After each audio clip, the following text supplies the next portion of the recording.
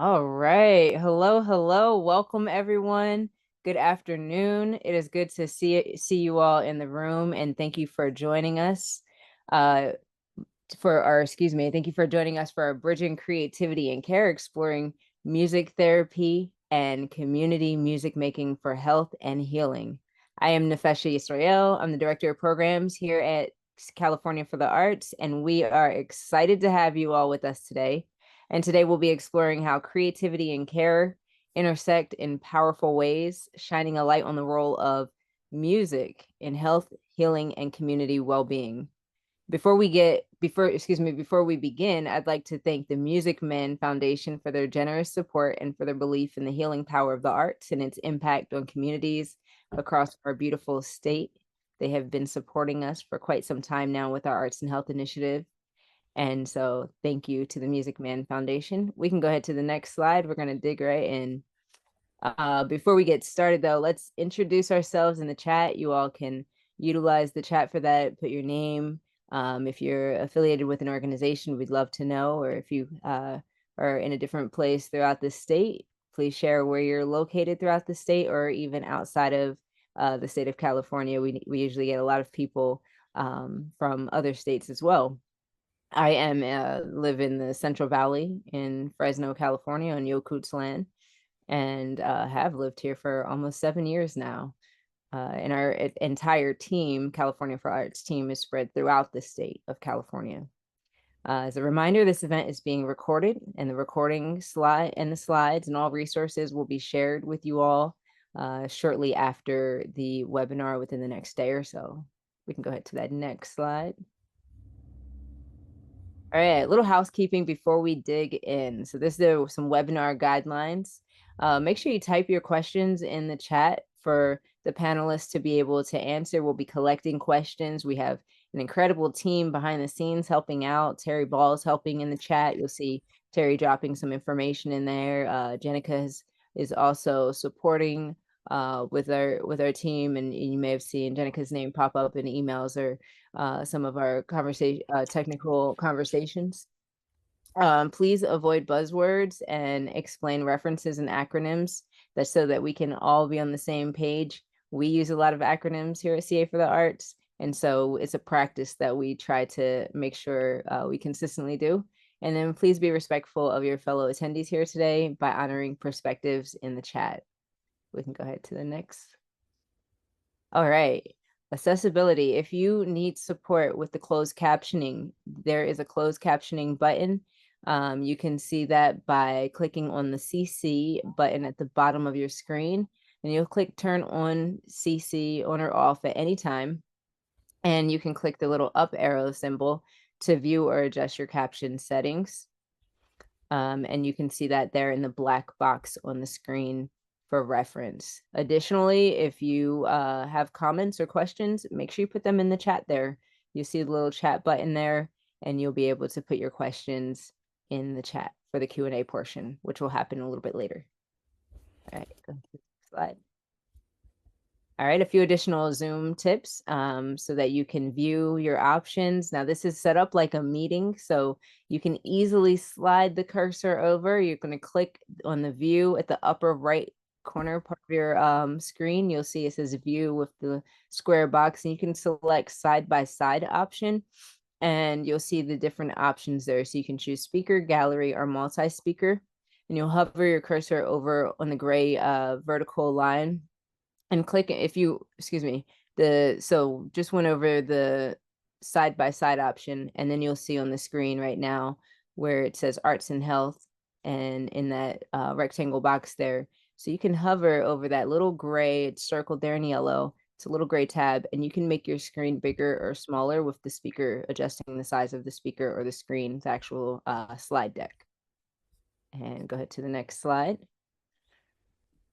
All right, these instructions we're going to drop in the chat for you, and I'm going to pass it to Jennifer Kuo, who will give you a little bit more information on your sound tips, because we have some interactive things happening. Thank you, Nefesha. So Zoom thinks that when you play instruments, that it's actually background noise, and it'll suppress the sound. So if I'm playing this pin with a glass, You can see me trying to play, but do you all hear anything? Probably not.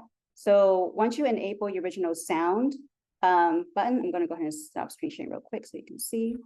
I'm going to actually turn on my original sound now. Then you'll be able to hear my instrument. Can you give me a thumbs up if you hear that? Okay, awesome. So I'm going to turn it back off so that it suppresses my background noise when I'm not playing in instruments. So again, the instructions Terry dropped in the chat for you all to get that set up, because you'll be invited to have some potential playing time where we want to hear other voices and sounds too. So I'll go back to screen sharing. Awesome. Thank you, Jen, for that. And it was kind of cool when you took the screen sharing off because I got to see everybody in the room. How cool. Thank you. We can go ahead to the next slide there. All right, a little bit about our organizations. We've got 2 sister organizations, partnering organizations, and our incredible team there at our last Arts and Culture Summit, which happens every April in Sacramento. So we've got CA Arts Advocates, which is our comprehensive lobbying organization. It's a 501c4. And again, we focus on lobbying. It started in 1996. With a working board that has now expanded to 2 organizations, to California for the Arts. CA for the Arts was established in 2007. We do statewide programming, services, and advocacy networks. And a part of our programs is our Arts and Health Initiative. And so this is a part of our programs that we really have been focusing on. It's an initiative that we're excited about. And even in our summit last year, which was focused on health, healing, and hope, it was something that we were able to really bring to the light. You can go ahead to the next slide there. And just one more slide, and then I'm going to pass it back over to Jen. We've got our agenda for today. I've just did the welcome, and then Jen is going to do our webinar series introduction. Then Stacie, Aamon, Yeldell, excuse me, I'm sorry that I messed up your name a little bit. I apologize. We'll be speaking and sharing, and then David Rogers will be sharing, and then we'll have some discussion and a Q&A, and then we'll have closing remarks. So Jen, I'm going to pass it over to you to start us off with our webinar series introduction. Thank you, Nefesha. So again, I'm Jen Kuo. I am the Arts and Health Consultant for CA for the Arts. I'm coming to this world with a public health lens too. So this series was created by listening to and interacting with a variety of people who work at the intersection of arts and health, as well as feedback from those curious to learn more. And these 5 webinars in this series offer an introduction to the diverse and evolving field, highlighting how creative arts therapists, teaching artists, and facilitators contribute to individual and community well-being.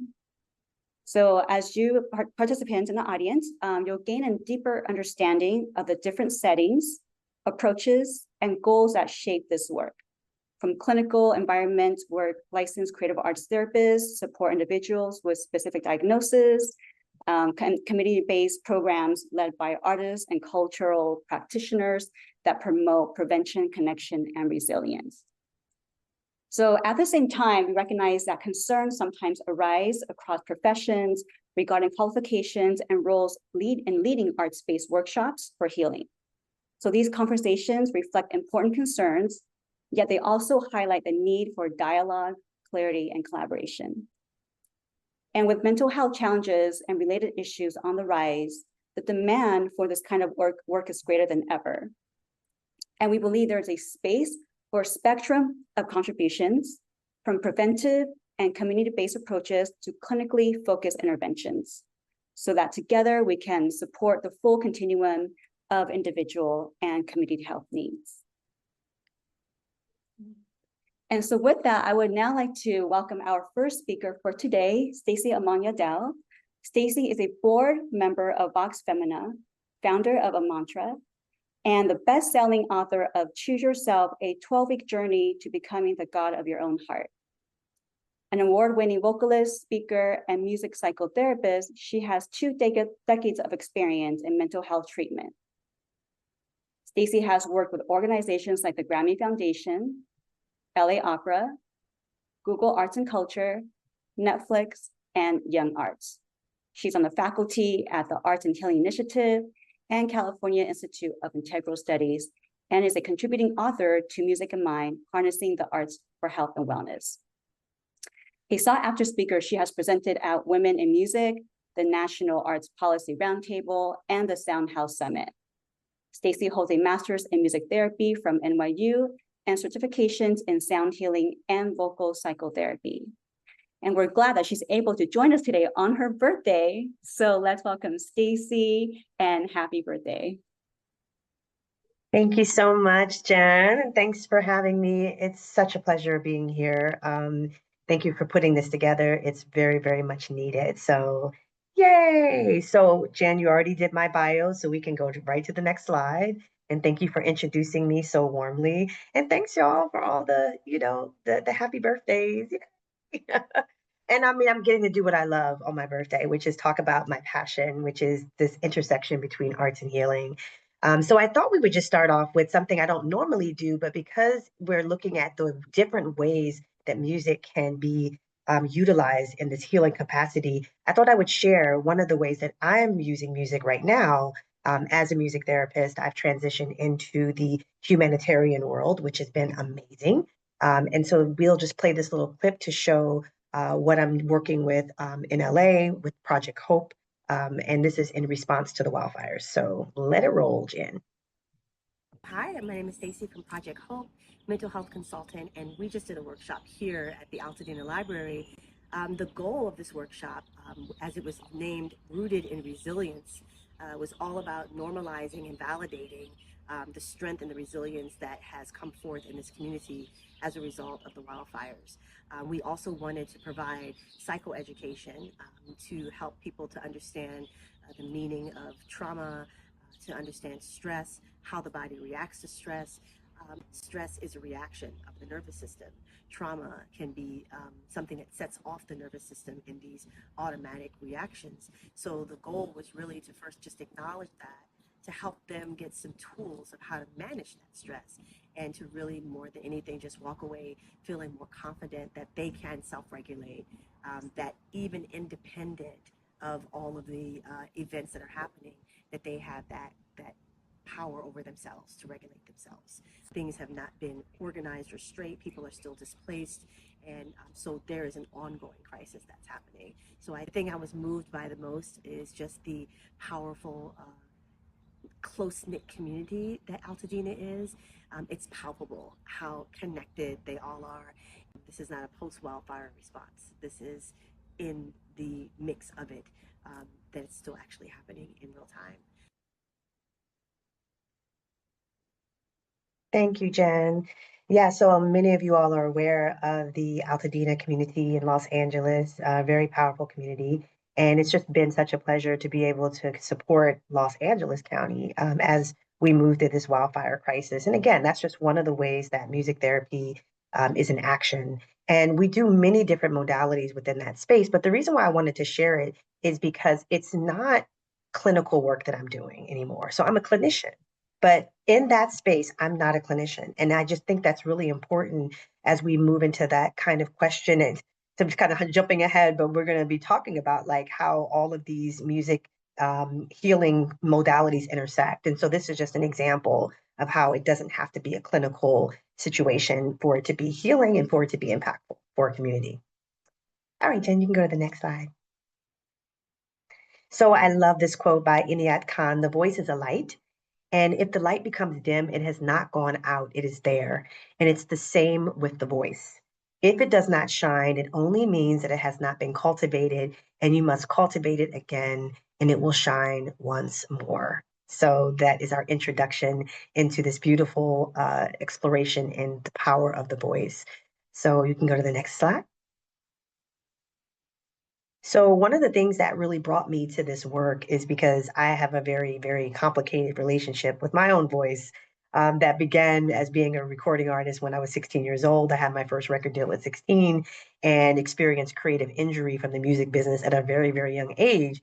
And I wasn't aware of it at the time, but injury, creative injury, which is something that Julia Cameron coined, by the way, is very much connected to the voice. Any kind of trauma is almost imprinted in the voice. So I learned that through my own practice, through my own years of trying to really heal from my own personal experiences once I became a music therapist. And one of the things that I did was I wrote a chapter in Music and Mind by Renee Fleming. And I talked about this path that was laid for me that I really didn't want. Like, I didn't set out to be a music therapist. I was a wounded artist that needed another identity and it really was just me trying to save my life, even though it turned into this beautiful experience that I could have never planned, which is very, very, kind of the way the algorithm of the universe works, in my opinion, is, when we let go, then something greater can kind of take hold. And oftentimes there's resistance in that, right? So with this story, I worked with this one kid who was just, so didn't want to be there. Who wants to be in a hospital? What kid wants to be in a hospital? But the thing that was very interesting was I didn't want to be at the children's hospital either. Like, I didn't want to be there and he didn't want to be there. So we were both having this transparency, with one another, but we both also learned from one another in the sense of being able to, have that mirroring and impact. And I was able to step more into my whole acceptance of my wounds and what the music industry had been, and then into this new role as a music psychotherapist, where we're using, vocal improvisation and songwriting to be able to help transform that grief.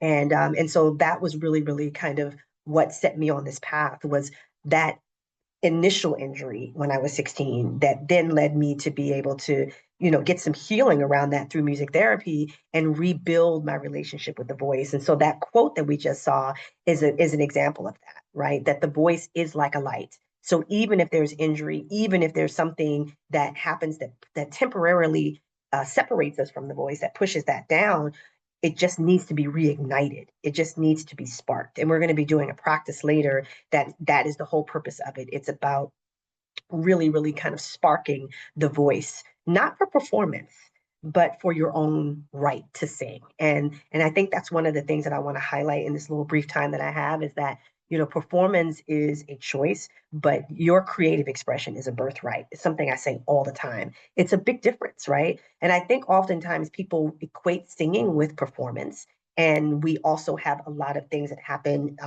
in the world, a lot of shows that really show us this idea of what singing looks like, even through like American Idol and The Voice.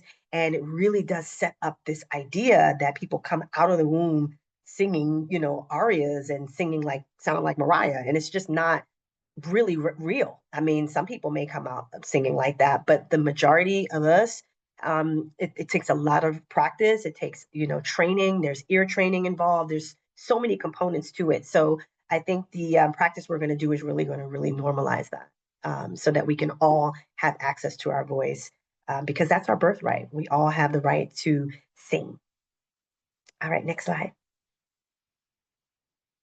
So I love starting with this, because across all cultures, across many, many different religions, you have this: in the beginning, there was the word. And so when we are born, the first thing that we do is we cry, right? There's sound. That's the first thing that happens. So it is our announcement to the world that we are here. And it's the way we proclaim our life force flowing through us.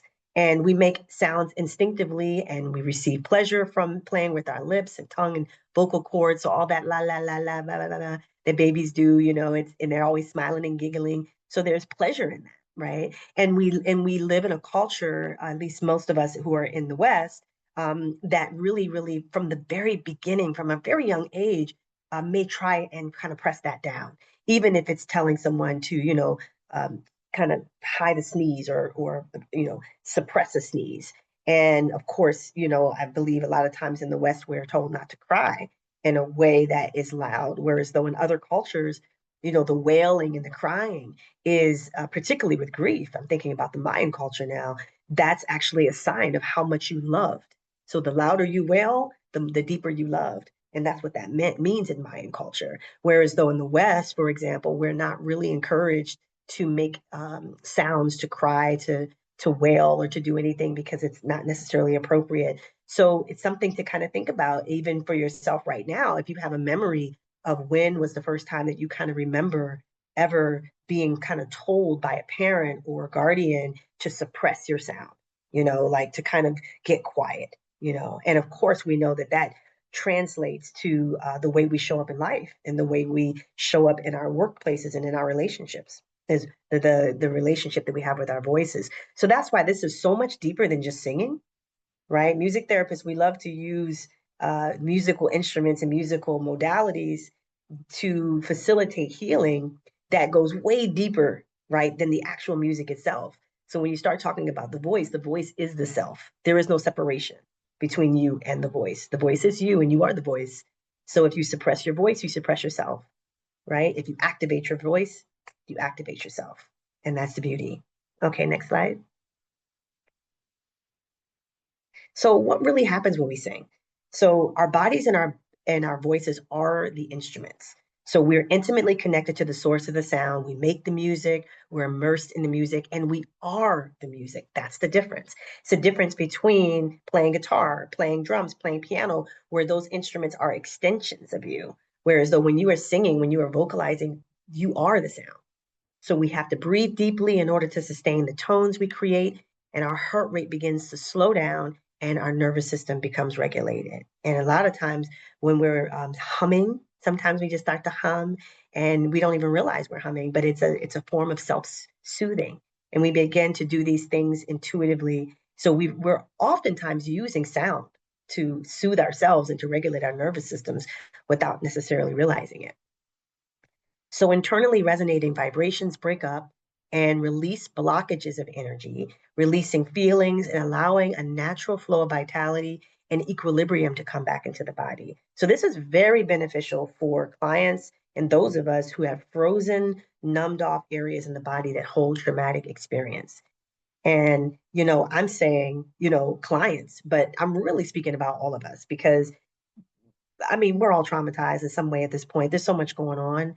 And I think what's interesting is that we may not necessarily know what our trauma response is. And sometimes that trauma response can change. I think for me, I always thought that my trauma response was kind of like flight, whereas though this summer I've been moving through a huge, huge like grieving death.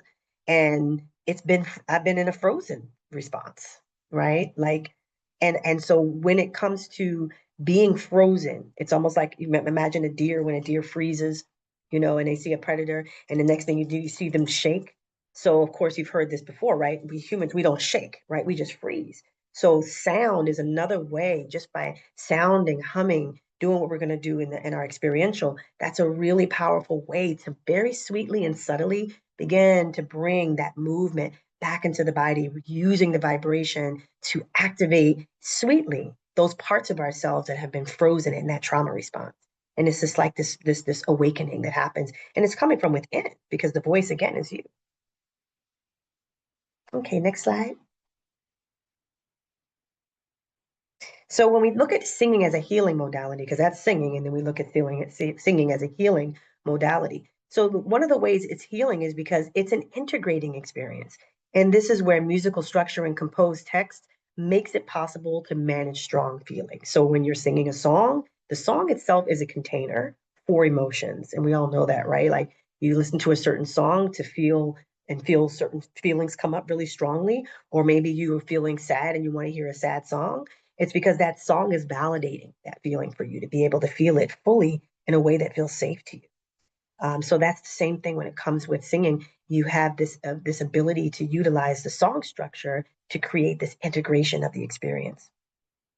And singing songs also provides a way for people to safely release intense held energy while at the same time remaining in connection with one another. And we're going to do a little group practice in a minute. And somatic mobilization is required to sing. And that basically means that, the emotions are quickened through the aesthetics of music.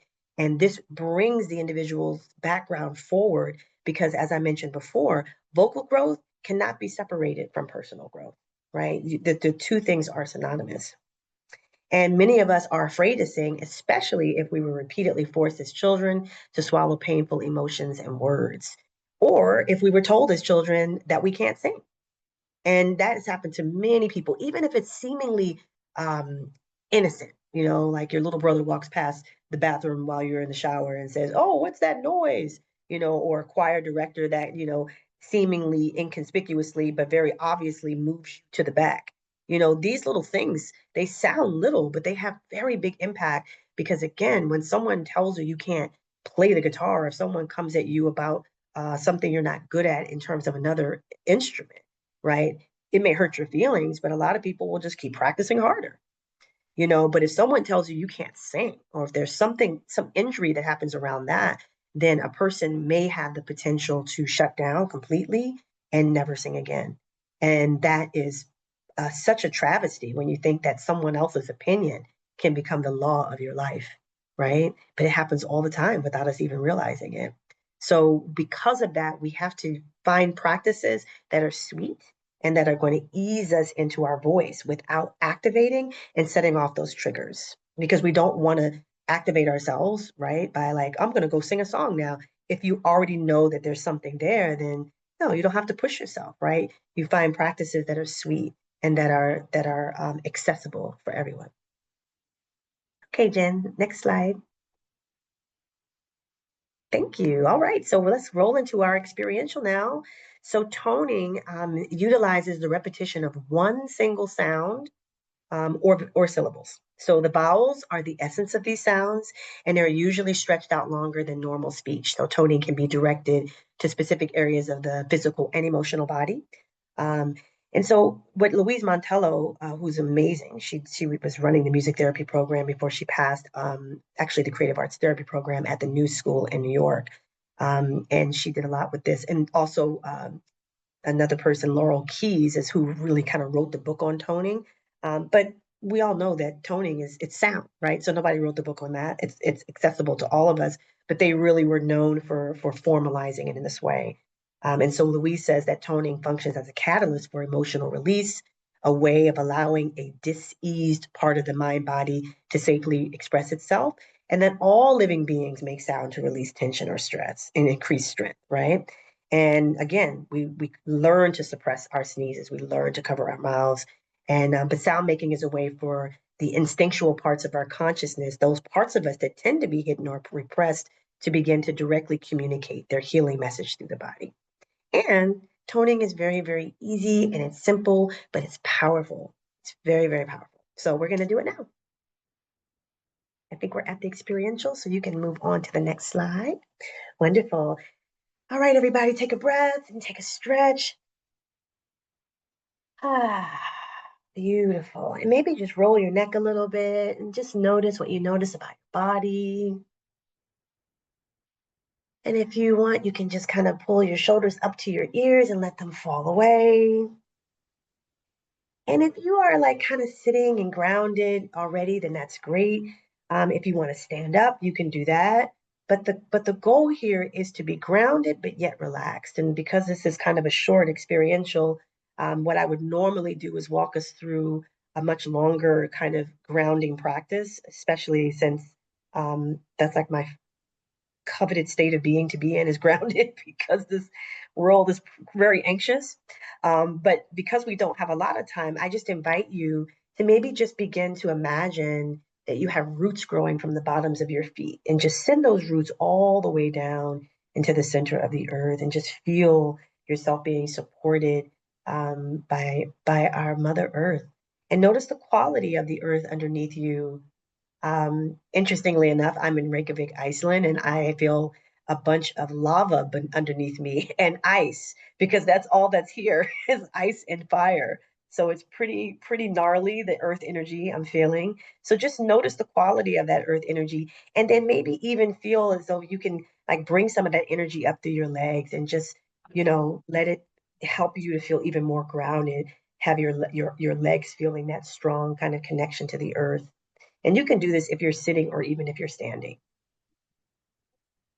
And if you're standing, then maybe you just let yourself kind of slowly just be like a leaf on the breeze, but yet be that tree grounded. So maybe as if almost like the tree is being gently rocked by the wind.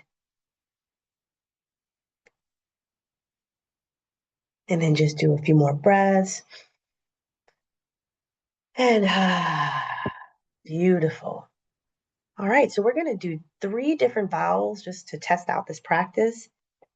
First, we're going to start with ah. And so what we're going to do is I'm going to start the sound, and then you'll hear me. Oh, I don't have my bell here. Okay, I have to do a makeshift bell. You'll hear me. Let me turn on my original sound. You're going to hear me ring a little bell.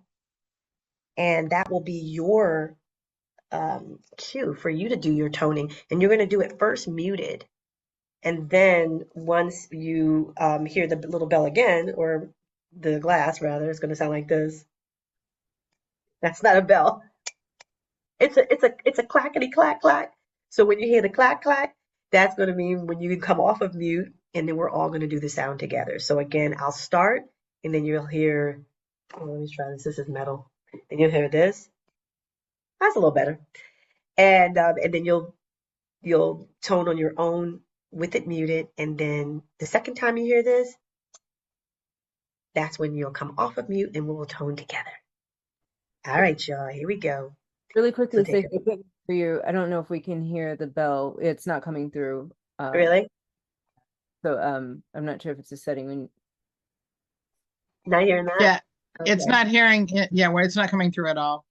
Okay, well, that's not going to work then. So maybe you all can use your visuals then, right? So what I'll do is I'll just do a cut like this. Is that okay? If you're watching? Okay, great. Or can you hear this? Just a little bit? Okay, I'm gonna give up on the sound. All right, so I'll just motion then. All right, so let's start with the first sound. This will just be me on my own. And then when I go like this, I'll invite you all to join in, but you'll be muted. All right, here we go. Ah.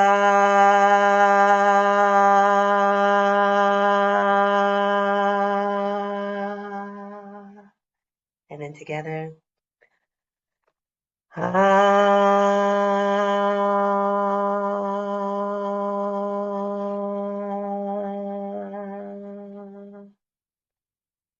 Ah.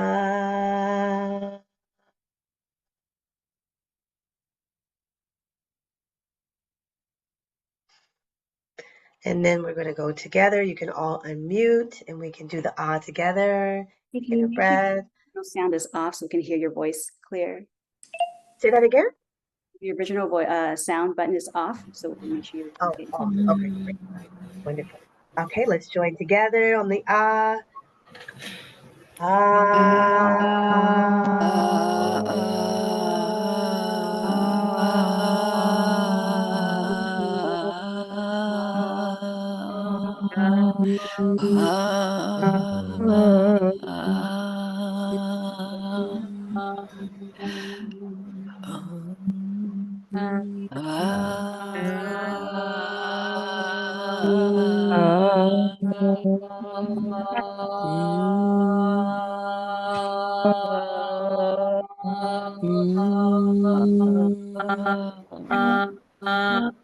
And we'll listen to a nice close together. And then let's just go into the silence for a moment.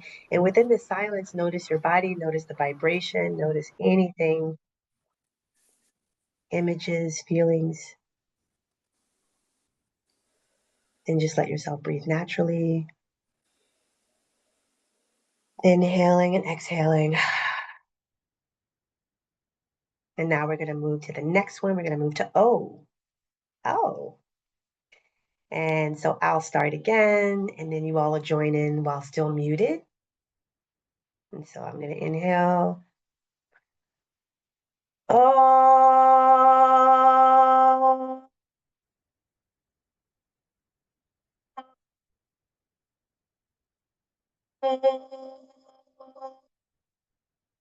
And you all join in still muted.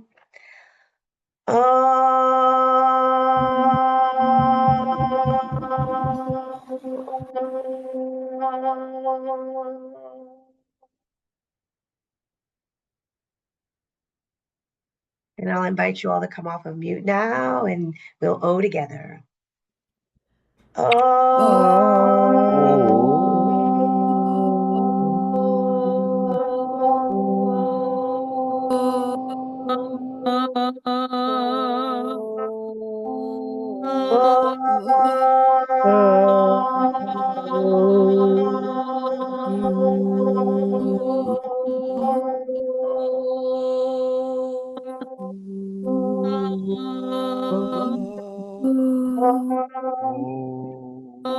Come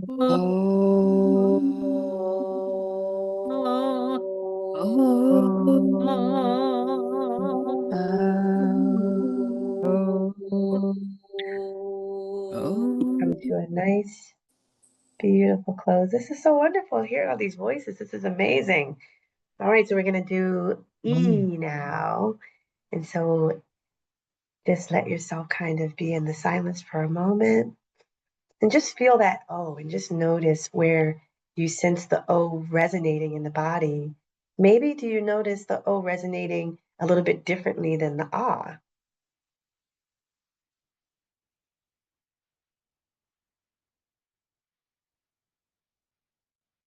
And just notice what you notice.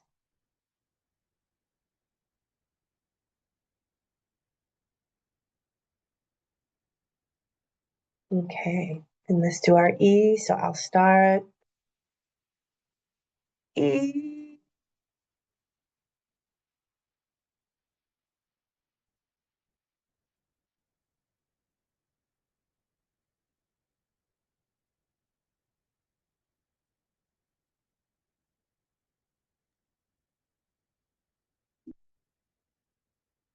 And now you join in.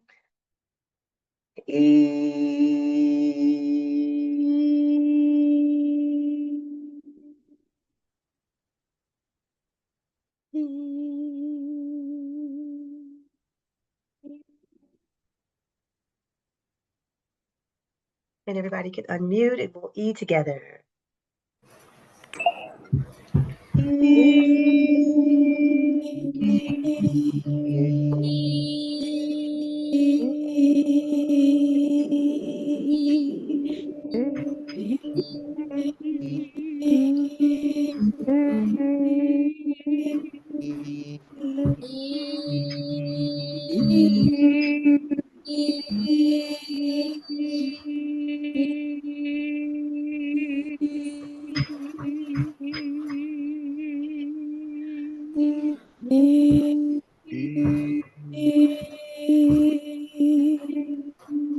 We'll just come to a nice natural close, letting that E resonate. Again, noticing where in the body you sense that vibrations happening. Just notice where you sense those cells percolating a little bit, where are they spinning? And notice where the sound is really resting. I know for E, I tend to feel it more in my head. So just notice that as well.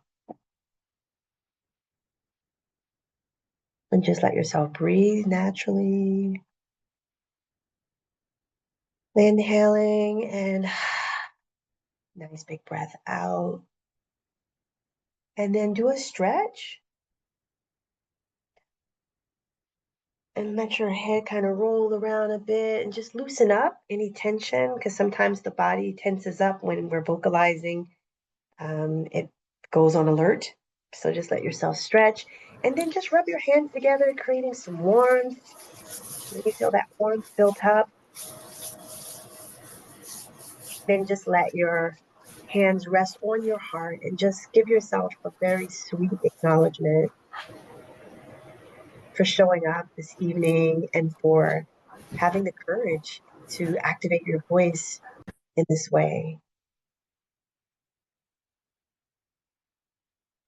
And then just take another breath into that self-acknowledgement, that self-reverence, that you yourself are the light. That is the light that is being activated within you. It is you. And then when you're ready, just do a nice little shake. Shake, shake, shake, shake, shake. Beautiful. Wonderful, everybody. So I would encourage you all in this, time, these next couple of minutes, as we move into our next presentation, to kind of just take note on which ones of those sounds you really resonated. I have a little bit of the slide, what the sounds relate to, just to give you a reference, but it's so much more powerful when you explore the sound for yourself. We know that ah tends to be that opening sound, because so many names for the divine are ah, which really, really blows my mind when I consider that, Yahweh, um, Jehovah, Buddha, Allah, all of these names for the divine all have this ah in it. So it is a very inspiring kind of a sound. And then the O, of course, is the seed syllable for the Om, which from the collective, the collective is holding that to be the sound of peace, right? So that may bring peace because sometimes what the agreement that the collective holds we can actually experience that because the collective is holding that agreement. And then E, yeah, Chazelle said the E encourages a smile. That's great. And so for other people, the E is way too stimulating. So if you felt like that E was way too stimulating, mine was so stimulating that the Zoom didn't even pick it up. I saw in the chat, like you couldn't even hear mine because of the frequency was probably canceling out something. So that E is super, super activating. So if you're feeling sluggish, if you're in that freeze response we talked about, then E might be helpful. But if you're already feeling good, or if you're hyper regulated instead of hypo regulated, then maybe E is going to be too activated. So the sounds are going to mean different things, and you're going to need them in different moments. But the real takeaway here is that toning is a very delicate, sweet way to slowly re-engage your voice, right? And so I hope that was helpful, and I look forward to the Q&A at the end. I look forward to what Dave's thing is going to be. Again, my name is Stacie. My workbook that I just created is called Choose Yourself, a 12-week journey to becoming the God of your own heart, which is all about building a bridge to yourself through self-devotional practices because you deserve it. And a lot of us are in service to others. So this is a book really for people who, if you're in service to others, either professionally or even personally, if you find yourself carrying the weight and the pain of other people, this would be the workbook for you. All right, y'all. Peace and blessings. I'll be back. Thank you, Stacie. That was so excellent. Thank you so much. Y'all go download the workbook. I'm sitting here, I got music in the mind in front of me. I was like, I need to open this up and read that portion that you wrote, page 3. Oh, hey. Yeah, I have a flight tonight, so I think I'm going to be reading that on the flight. And Awesome. Thanks. yeah. And then I was trying to think of a song that had an E in it that was high energy, and I thought of the song Fantasy by Earth, Wind and Fire. So if y'all know that, it like ends with fantasy. Favorite song. I love that song, and it just like it has that energy. So you're absolutely right. Thank you so much for sharing. I Thank wish you you. well with your travels. I know you are in Iceland right now, so be safe, enjoy. And thank you so much for taking time and space to share that with us and to share space with us. It's my pleasure, and I'm going to stick around for the Q&A at the end. Okay, good. So glad to hear that. So if you have questions for Stacie, please put them in the chat. We're collecting questions and we will do that at the end. Without further ado, I'm going to introduce David Rogers for our next segment of our Bridging Creativity and Care webinar. Based in Modesto, California, David Rogers has dedicated over 30 years to playing drums across the US. After experiencing a series of life-changing and deeply transformative events, David was inspired to expand his musical journey by becoming a trained drum circle facilitator. He is the founder of Drum Love, the Central Valley's premier drum circle facilitation organization. And through Drum Love, David brings rhythm-based programs to businesses, schools, clinics, festivals, wellness centers, and community groups throughout the region. His engaging events are designed to build connection, inspire creativity, and support individual and group wellness. With an inclusive and uplifting approach, David has led drum circles for a wide range of participants, from corporate teams and students to health and recovery communities. Whether for team building, celebration, or healing, David Rogers helps people connect through the universal language of rhythm. So let's welcome David to the webinar. Welcome, David. It's good to see you. Thank you so much. What an incredible introduction. And Stacie, you're amazing. You're my new hero. Thank you so much for that presentation. Yeah, so that was a great introduction. I don't really need to do too much of my background, but I do want to share kind of how I got into the world of drum circle facilitation. As the introduction mentioned, I am a lifelong musician. I come from a family of musicians. And the day that I knew I was a drummer, I was watching MTV when they still played videos, and a drummer by the name of Sheila E., who you may or may not know, was on. Yeah, slide two, thank you. Oh, yeah, and her quote. Um, she was on MTV playing timbales, and I just remember being mesmerized by her. And my dad had this conga drum that he got in the 60s from the Sears catalog, this actual drum right here. And I was watching Sheila E. shred on drums, and I just started kind of playing along. And my dad was like, "Oh, you kind of have a natural ability to play the drums. And, you know, if you're interested in something like this." Oh, you met Sheila? Oh, I got to play with her once. She is an incredible human being. Okay. So we had my dad had a friend who had a drum set for sale, and we bought that for about $50. And then I was probably about 15 at the time, 14 or 15. And my aunt's boyfriend heard me playing drums in the garage, and he said, "Hey, my band's looking for a drummer. You should join my band." And I was like, "Oh my God, I'm just a little kid." He's like, "No, it'll be fine." And so I joined this band, and by 15, I was playing in bars. So my high school job was playing drum set in bars all over Northern California.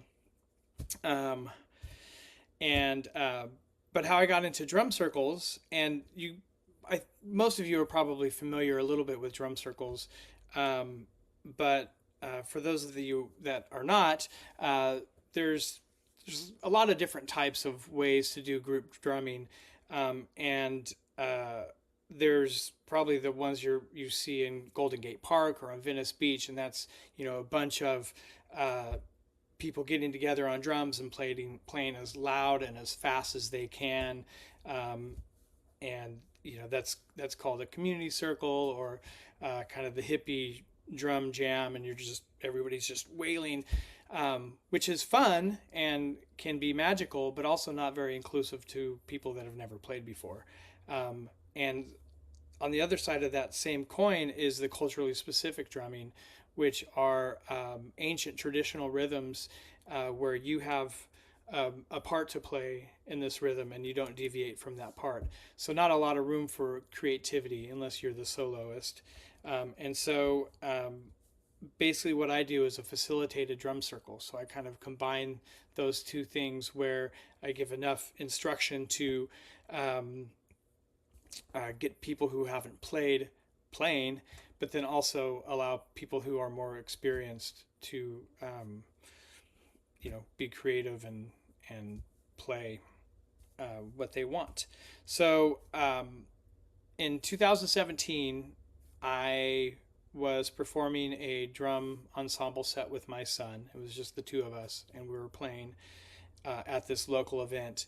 And I brought, kind of as an afterthought, I put some extra drums in my car and percussion instruments, and brought them down. And so we're performing, and then people started to come up and grab these instruments, and they started playing along, and they were dancing, and everybody was smiling. And I had this moment where I was just amazed how, all these different, young people and old people, all these different people were just coming together and playing music with each other. And I was explaining this to a friend of mine, like how great it was. And she was like, "Oh, like a drum circle." And I was like, "Oh yeah, I went to one of those in the 90s. Like, that was really cool." And so the first thing I did was I Googled drum circle and found out there was none happening in my area. So I decided to start my own.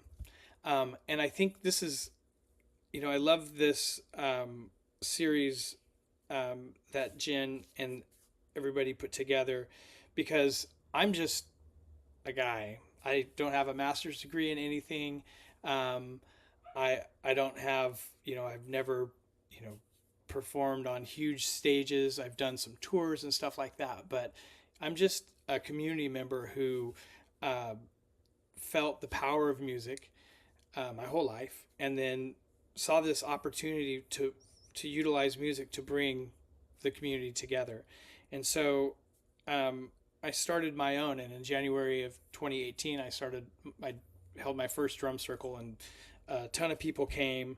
And then a couple months later, a woman came up to me and she said that she worked for an organization called Jessica's House, which is a drop-in center for uh, children who've lost family members to cancer and different things like that. And she asked if I would facilitate the closing drum circle at their summer camp, and I was like, of course I will, because we always say yes, right? And since I had lost both my parents to cancer, this was something that I wanted to do, and it was for 100 students, 100 kids. And at the time, I had probably 10 or 15 drums, so that was a little stressful, driving all over town trying to borrow all the different drums and percussion from all my friends and anybody, schools that I knew that had drums. So that was my first paid gig as a drum circle facilitator. And then fast forward a few more years after COVID, I was able to quit my job, and now I'm a full-time drum circle facilitator. So every day I get to be in some sort of group setting and sharing the power of rhythm with people.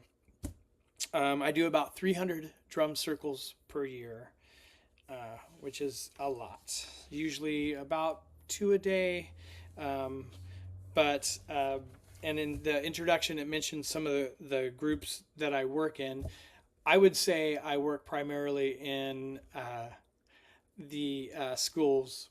I do probably 75% of what I do is in elementary school, but I also work with seniors in memory care, adults with disabilities, corporate. Oh yes, thank you.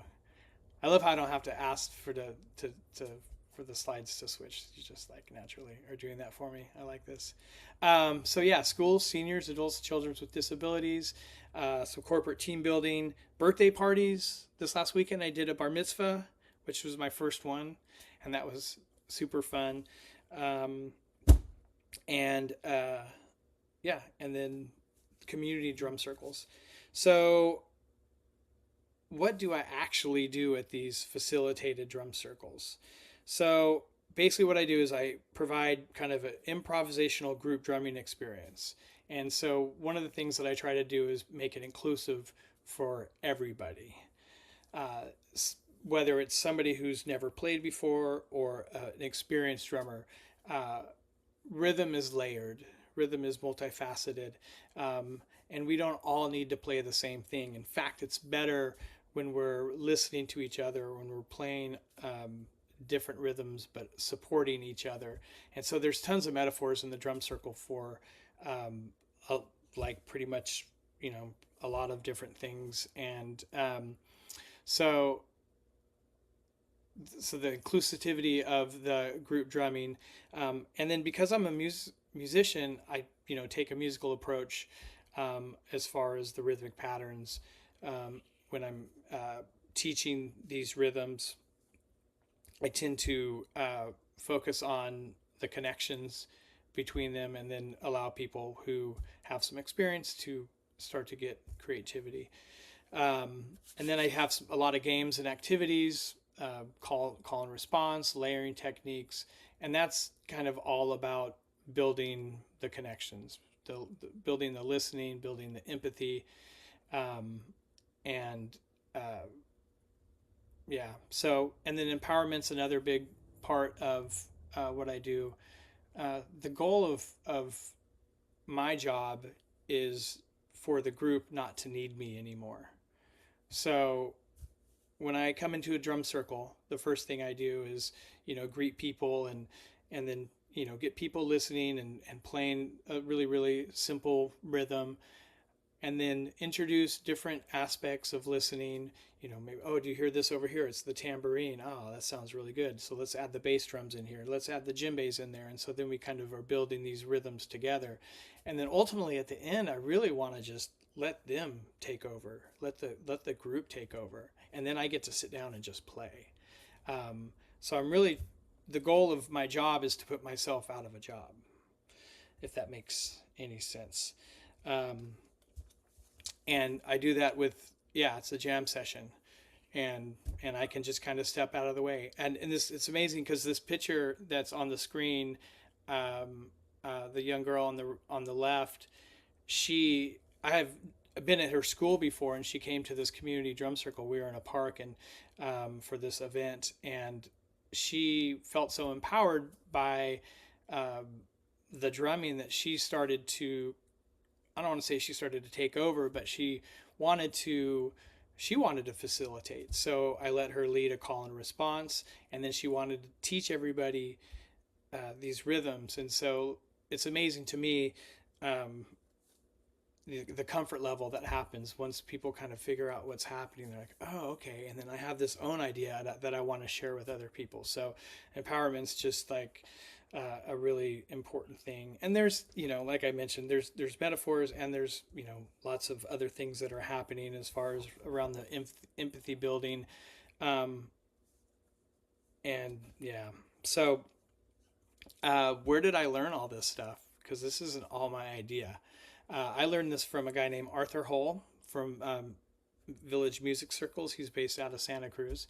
And he does all of the drum circle trainings. I also have taken Remo Health Rhythms. I've done Beat the Odds training. I've studied with Christine Stevens, and there's a community of drum circle facilitators out there doing this work, and a lot of us are just drummers, and so it's if you're sitting out there and maybe you're a musician, like, this is something that everybody can do, and there's a blueprint out there for this, and it's just an amazing experience for me to be able to do this every day, and and I think it's the power of having me in this presentation, even though I'm saying 1,000 times, is that anybody can do what I'm doing. Anybody can help heal communities wherever you are musically, wherever you are in the community. This is an easy thing to do. It's easy and it's fun. Next slide. Maybe. So I'm a 501c3 because I want to say yes to everybody. And I don't want to worry about all the other things about, being paid for whatever. I just wanted to set up an organization that can help as many people as possible. So my mission is to bring people together, celebrate connection, joy, empowerment, and diverse communities. And, even though my mission statement's focused on connection and empowering people, there's so many fun and positive things that happen in a drum circle. And I'm not a therapist, so I typically stay from a lot of clinical language. But, being, like we said, a teaching artist, allows me to, offer a lot of the health and healing benefits from drum circles. I forgot to start my timer, Jen. So Okay, you have till 1:15 for both your presentation and your experiential. Okay, cool. So next slide. I'll go through these next 3 slides super quickly because this is some stuff that Stacie also talked about. I love all this stuff that happens when we're doing the drum circles. And I don't talk about this with the kids, but it's happening with them. And this is something that I talk to teachers a lot about. Even though I don't talk about mindfulness with the students, or, I do breathing stuff with them to kind of get them into that state of mind before we start playing.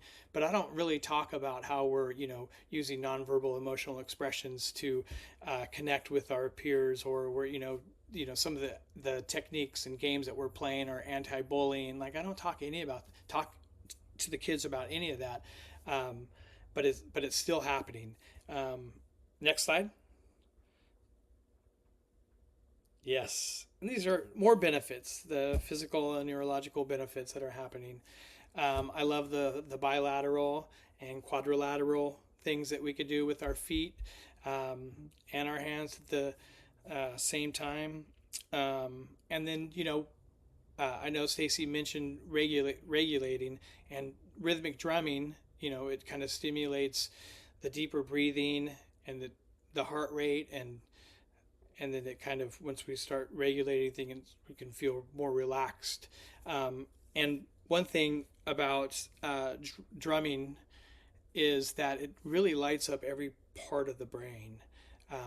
When you're using your right and left hand going back and forth, the brain is creating these new synapses going back and forth. So it's like it's exercising both sides of the brain. And when all that stuff's happening, it doesn't have any room for stress and anxiety in there. So it kind of puts that on the back burner. And so people have this opportunity to really kind of take a break from all the things that are stressing us out on a daily basis. All right, next slide. Boom. Trust, empathy, and connection. Yeah, we synchronize group brain waves.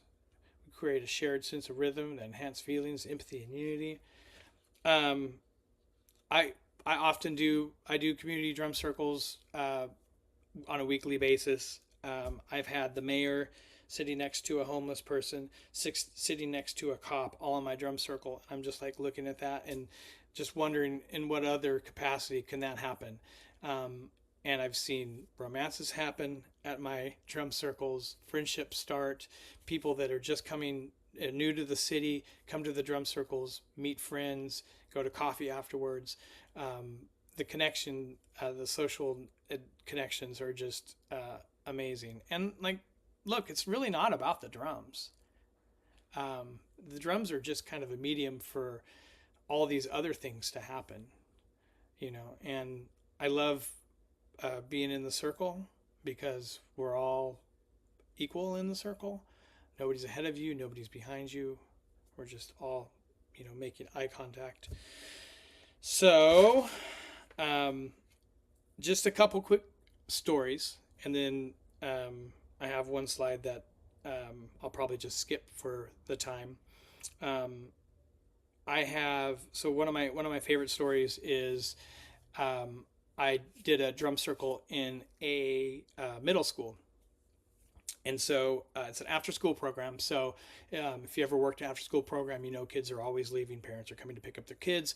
So I'm in the middle of the circle. I'm facilitating. This one kid who's been participating actively and having a good time stands up, walks through the circle, looks me in the eye and says, "That was really fun. I'd love to do this again." I was like, "Cool, man." Fist bump. "Have a great day." He walks out.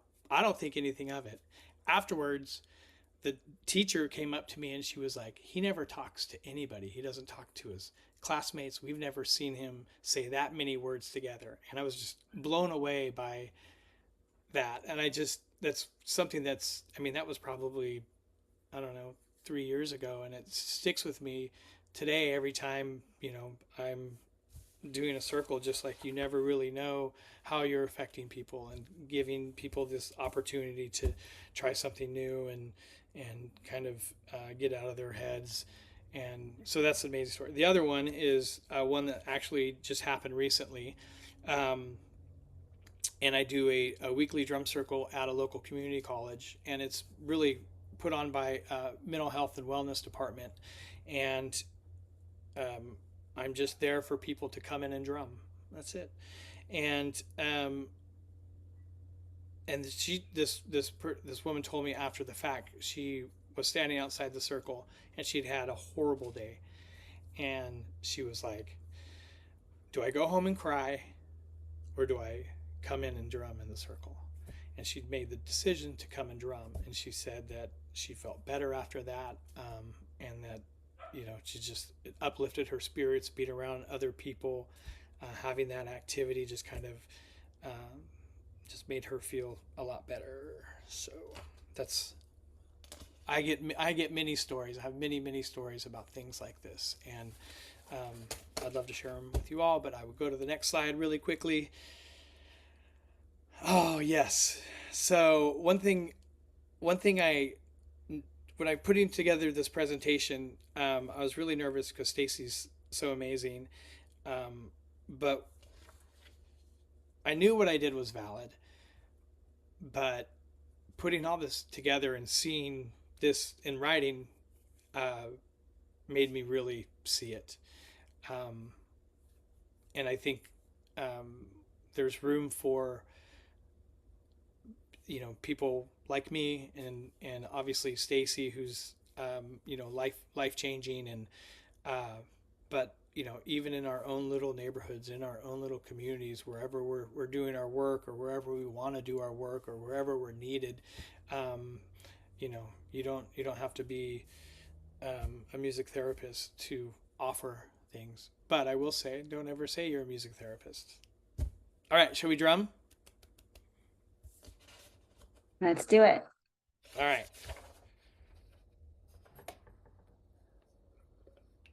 So y'all go ahead and spend, 30 seconds or so grabbing something nearby in your workspace or home that can act as a drum or a percussion instrument. Things like maybe like the supplement bottle. Yeah, there you go. Different types of container. So I have some minced onion. It sounds like that. Can you hear that? Yep. And I also have the Tupperware with the spoon.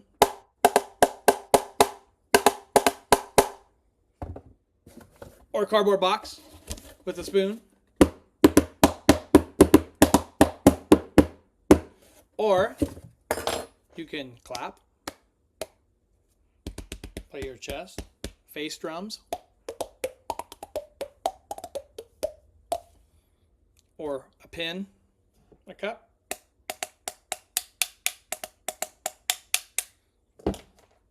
Anything you want. And could I get gallery view? I guess I could do that myself. Go ahead and switch it on gallery view on your end too. Got it. I'm going to play a conga. Okay. Does everybody have everything? Looks good. Okay, coffee cup. Oh, yes. Frame drum. Little shaker. Oh, buffalo. Love it. Oh, shakeré. Cool. Okay. And Haley, what are you playing? Harley, what are you playing? You gonna play your cheeks? Okay, cool. I dig it. Okay, so let's hear all these things together. So the first thing we're gonna do is I want you to unmute yourself. And then what's important to me, and look, our AI overlords are soon going to get this so that we can play music together through the internet, but they haven't got it yet. Just give them some time. All right. So what we're gonna do is I've been knowing this for a long time. Yeah, we're close. So what we're gonna do first is we're gonna do a rumble, because what's important is that we start together and we stop together. So what I'm gonna do is I'm gonna count to 4, and then we're all gonna rumble on our instruments. Whatever you're playing, you're just gonna make sounds as fast as you can. Okay? If you're playing the cheeks, maybe go both fingers. Harley, maybe right? So you can go super fast. Okay, and then I'm gonna count down 4, 3, 2, 1, stop. But because we have different wireless connections, it's not gonna sound like we're all stopping together, but we actually are. You have to believe in that. Okay, you guys ready? Okay, 1, 2, 3, 4.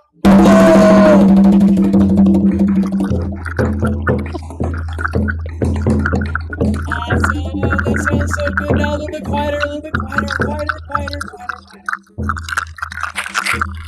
little bit louder. Oh my God! Here we go. 4, 3, 2, 1, stop. Just hush. Oh my gosh, that sounded so good. This is recorded, right? Yep. Oh my gosh. We got to get that. We got to get that on Spotify. Okay. So now what I'm asking you to do is mute yourself. And your dog is barking. Nice. And so what I'm going to do is I'm going to lead you through, and I have 4 minutes. Is that correct? Okay.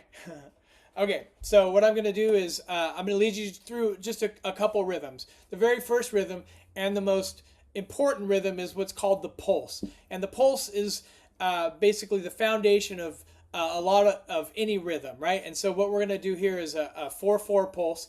And so the easy way to think about this is counting to 4 over and over again. And every time you say a number, you play your instrument. So it goes like this: 1, 2, 3, 4.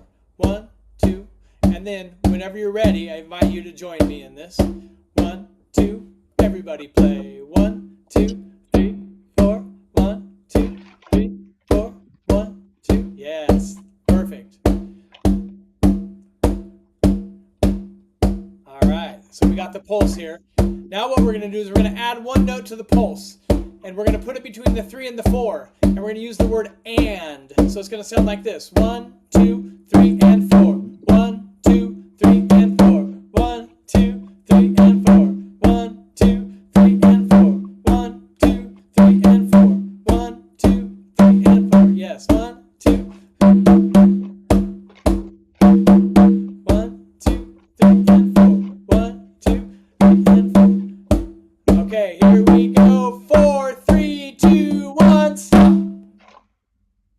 Nice. You looked great. I couldn't hear you, but you looked great. Okay, real quick. I have 1 minute to teach you a rhythm. So I'm going to teach you the first rhythm I teach the kids. All right? And it's called pepperoni pizza. And drumming traditions from all over the world use verbalization to learn and teach rhythms. And so pepperoni pizza is just a way to learn how to play a rhythm. And we're playing the syllables of that phrase, pepperoni pizza. So join me in playing pepperoni pizza. It goes like this: pepperoni pizza, pepperoni pizza, pepperoni pizza, pepperoni pizza. Yes.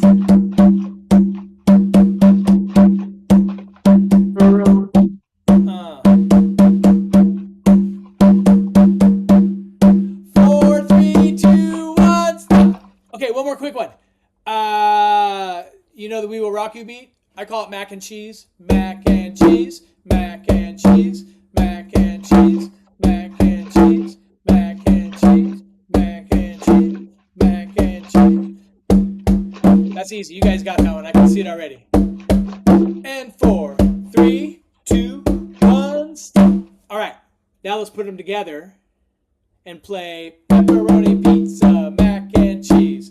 Pepperoni pizza, mac and cheese. Pepperoni pizza, mac and cheese. Pepperoni pizza, mac and cheese. Pepperoni pizza, mac and cheese. Pepperoni pizza, mac and cheese. Pepperoni pizza, mac and cheese. Pepperoni pizza, mac and cheese. Pepperoni pizza, mac and cheese. 4, 3, 2, 1. There's your 3-minute drum circle.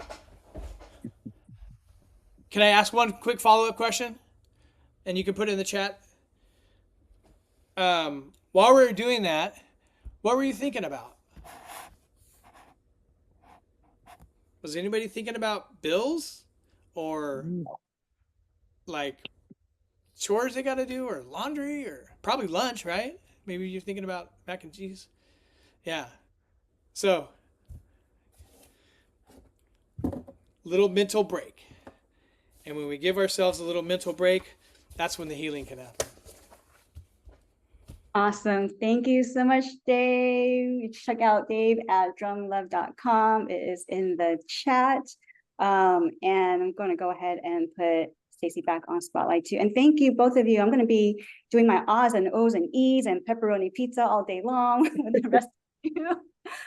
Thank you so much for sharing also your lived experiences and just personal insights and stories. And we're going to just also just shift over to our Q&A and discussion. So let me just add the 4 of us on here real quick. So at this time, when we're getting situated here, for those of you that have questions for Stacie or David in the chat, feel free to plug them in. I'm going to actually ask the both of you real quick a question to kind of kick us off. And so in addition to what you all shared, both of you shared with us today, I am wondering if you can share with the audience, what else can the audience do to learn more or experience how music can support their health and healing? So whoever wants to get off first. First of all, And David, you're amazing. That was incredible. I loved every minute of that. Your passion shines through. It's absolutely infectious. So thank you for that. It brought me so much joy. Um, and that's how I would answer the question. I would say, find your joy, find your medicine. We're living in a society where it's a lot of saturation, a lot of things coming at us that are telling us that it's healing. And I think what's more important now than ever is to utilize your discernment and to really know that music is not prescriptive. Nobody can write a prescription for you. Nobody knows nobody has your answers, right? It's really about you activating your own inner shaman, your own inner guru, your own inner genius, because you know you, right? If you tune into your body, you listen, you'll be able to get those messages. So experiment with different sounds, play around with different instruments. I remember one of my most pivotal moments was being in my open center training, sound healer training, and just kind of being at this before the sound baths became a thing. One of our teachers just had shells and didgeridoos and all these different things. And I remember when they played the shell and how my body reacted. And I knew immediately after that, the shells are my medicine. Like, that's my medicine. So explore and discover what is medicine for you. What are those sounds that really heal your heart and your soul? Thank you, Stacie and David. I would say don't be afraid to try something new. Like the thing about art is that you don't have to be great at it to, feel the benefits from it. Like, whether that's music or poetry, I think is next, right? And then, you'll probably have some physical art. Like just do the art, just do it. And like, don't be afraid to try. Like if you see a African drum and dance course that's coming to go, check that out, like, um, yeah, so that's what I would say. Be adventurous, try new things. Awesome. Thank you. And then we'll kind of see some questions coming through. So Natasha can help me out and take some of these from the audience. absolutely. Well, thank you both. David, that was excellent. I love the way that you finished us off there with that collective drumming, and one of the things that I was thinking about was how we were all doing it together, and how in that togetherness we like really just, we're walking away with having this experience, a shared experience, which, feels really good. In a time where a lot of us are on Zoom and can sometimes feel lonely in those spaces. So thank you for that. There have been some questions coming in, so I'm going to get to them. Chazelle asked, I love the inclusive aspect. I'm curious, how do you make drumming accessible for wheelchair users? Is it placed at the front of their chair? Have you had that experience, David? Yeah, so it depends on the wheelchair. A lot of handheld, not just percussion instruments, but there's handheld drums that come with a little paddle, like a paddle mallet situation. Um, and yeah, and tambourines and shakers. And I also use boom whackers as drumsticks, so that when people are sitting, I don't have any boom whackers in here, but like if they're sitting in a wheelchair and they don't have a lot of mobility, but they want to play the drum, then I can put the drum way over here, give them a boom whacker so that they can reach the drum. So, um, yeah. So yeah, absolutely.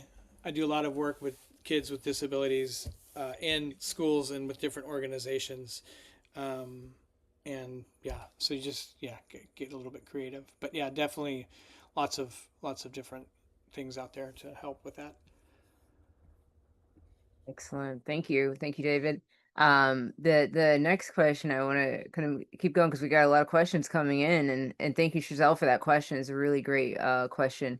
For a question for Stacie from Myra, have you explored specific music genres or BPMs or beats per minute levels for healing? I actually have. I think some of it's very interesting. The one that I really found to be the most powerful was an album it's actually called Brain Spotting. And the artist created an album where, it basically mimics on a sonic level the practice of brain spotting, which is a traumatic PTSD practice. It's like almost like EMDR. And, where eye movement. And what I found to be fascinating about it is I really, really felt like it was kind of syncing the brain, because the way he mixed it, it was kind of bouncing between both hemispheres. And I found that to be really, really cool. I've also listened to a lot of stuff that claims to be, 432 and these different things, and it didn't really impact me. But again, it may have something to do with the fact that music isn't prescriptive. I don't know. I've never found that one thing that is the thing for everybody. Again, in terms of BPM, that reminds me of the ISO principle. So with music therapy, we match people based upon where they already are, and then we, maybe increase the rhythm or change the melody. So I would say go towards the BPM that for you matches you where you are first, right? Because you can validate yourself, validate where you are, and then if you want to then kind of, shift it, if you're trying to go up, if you're trying to kind of regulate yourself up a bit, up regulate, then increase it. If you want to down regulate, then decrease it. So yeah, I would say just kind of, again, play around with those things for yourself, because there are some cool things out there, but there are also things out there that are claiming to be prescriptions for everybody that I don't. Thank you, Stacie. And we're so grateful to have the both of you here with us today, being this virtual space with us. So I'm going to pose one more question to you both is, what strategies can help strengthen collaboration among practitioners working across sectors and community settings to achieve shared goals? Well, I'll just start. I mean, I think things like this are amazing. And I think that we also need to just agree across the board that all the gatekeeping needs to stop, because we're at a point now where we need all hands on deck. And I'm doing a lot of train the trainers stuff anyway to get people on board to help with the support. So I think we all need to just recognize that regardless of what our backgrounds are, we have a passion for healing, we have a passion for sound. Then we can, collaborate, see how we can fill in those gaps. I mean, there are not enough music therapists to go around, right? So we need more than that. And you don't have to be a music therapist, as we've already established, to have an impact and to be healing. So I would just say, bring the gates down and it's all hands on deck.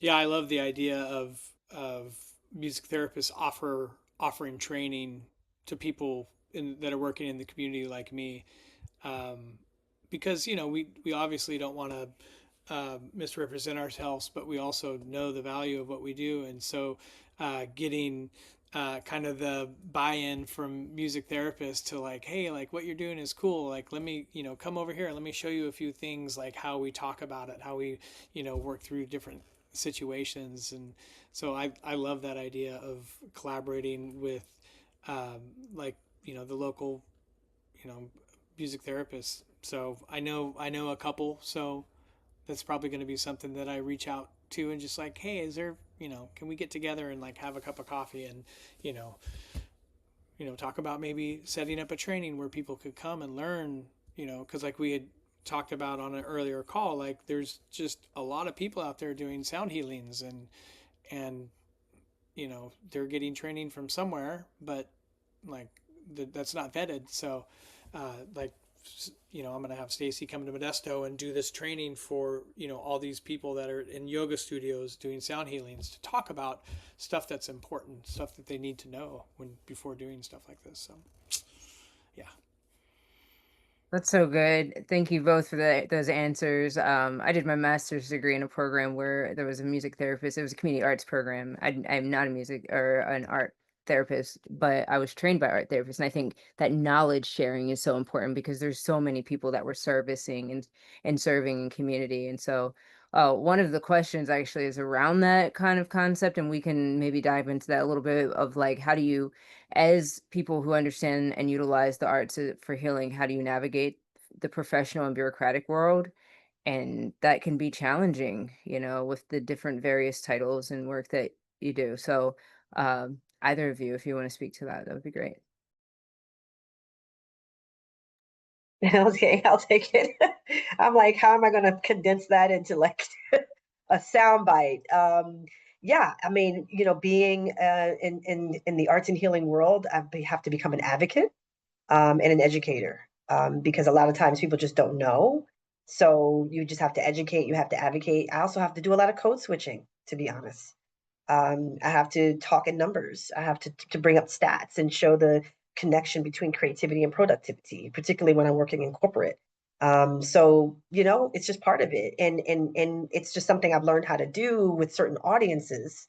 And then other times I don't have to do that, but yeah, professionally, bureaucratically, and then I have issues with the field itself. With music therapy field and the fact that we're underpaid and the fact that that's been normalized and that you can't get a job outside of a hospital in certain cases. So there's things that need to happen on a larger scale other than just one or two voices screaming into the void. So that needs to shift. So our field needs to get behind us and to support us so that we can make livable living wages. I had to leave the field, to be honest with you. I'm a nonprofit now because I wasn't able to move up in my career like the way other therapists can move up, right? So that's an issue. It needs to be changed. So yeah, I tried to keep it short. I tried to keep it sweet. Wasn't that sweet, but I definitely tried to keep it short. Dave? I don't have to deal with a whole lot of that. It's pretty. It's interesting too because, and I know there's a question in the chat about how I approach schools to start doing what I was doing, and I'm in Modesto. Modesto is in the Central Valley, and it's pretty. Even though we're close to San Francisco and Sacramento, we're pretty isolated, and the idea of me doing a drum circle is completely mind blowing to people. So like I haven't had to work super hard to convince people, and I haven't had to do a whole bunch of business development and things like that. So and how I approached the schools was through the after school programs. They have some funding in there, and so I was able to kind of get my start, and then once teachers see what's happening, they'll bring me in during the school day as well. So I've been pretty lucky, kind of right place at the right time, and I keep trying to train other people to do what I do, and I can't find anybody. So I'm still, after 7 years, the only person in my area that is doing this. So I've been pretty blessed and lucky to in that regard. Well, hopefully, with our presentation today, you'll be getting a lot more inquiries of folks in that area to help come and support you on all of your efforts. So thank you both so much. Thank you everyone in the audience for your questions. We're going to go ahead and please just show some love in the chat for Stacie and David today and sharing their experiences and their time with us and their practice too.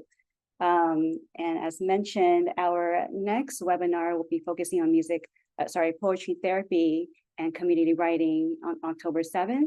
There's also a list of the other webinars we have in the series. Feel free to register for any and all of them on our website. And also to quickly know, we have a free introduction guide to the arts and health as a bird's eye view of the different elements in this field to hopefully inspire you to look in deeper as to how you can create programs and just support this field in your communities too. And I go ahead and hand it over to Afesha. Okay, sorry, I froze for a second. My computer kicked me off, but I am back. And just to say thank you again to David, thank you to Stacie, thank you to everyone that joined us today. Terry and Jenica have been in the chat helping out. Thank you for dropping the information in there. And please stay connected with us. Join us on social media, LinkedIn, YouTube. We just put up our recent videos from our summit back in April, and then we have our newsletter where we are announcing new things every week, sharing opportunities, and again sharing our arts and health initiative and the upcoming webinars that we have. Please join us. We've got 4 more in this series, and we promise to deliver an incredible, innovative, and exciting webinar series. So, and thank you to Jennifer for putting this together and working so diligently with everyone. We really appreciate each of you. And go get Stacie's book too. Thanks for the plug. And thank you, Jen, and thank you both for just seamless facilitation. Such a joy. Yes, thank you, everybody. And happy birthday, Stacie. Enjoy Iceland on your birthday. It sounds A amazing. little, Thank you. a little rumble out. Happy birthday. Yes. Right. Oh, Happy let's do birthday. happy birthday. Oh, Everybody do happy birthday? Do you guys know how to do the happy birthday song on drums? Nope. oh, show us, please. So the way you do that is it's the regular happy birthday song, but at the end of each line you put in a cha-cha-cha, right? You've probably heard kids do this, right? So it's happy birthday to you, cha-cha-cha. Happy birthday to you, cha-cha-cha. Happy birthday, dear Stacie, cha-cha-cha. Happy birthday to unmute yourselves and rumble with me. And then we go. Yay. Thank you all so much. That was wonderful. Thank you, Dave. You're Yay. welcome. All right. Take care, everyone. Until next time. Thank Bye, everybody. you. Bye, everyone. Bye.